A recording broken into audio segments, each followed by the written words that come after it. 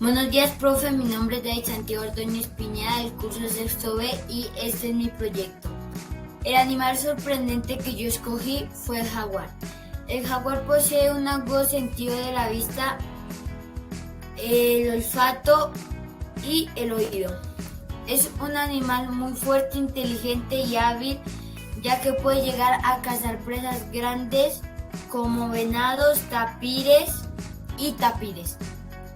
El jaguar tiene la capacidad de mordida más fuerte que cualquier otro felino en relación con su tamaño. Su fuerza de mordida se calcula en 907 kilogramos por centímetro cuadrado.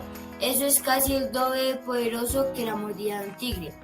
El jaguar puede llegar a alcanzar velocidades máximas de 80 kilómetros por hora, lo cual si lo comparamos con una moto o un ser humano, es muy alta. Muchas gracias por escuchar. Adiós.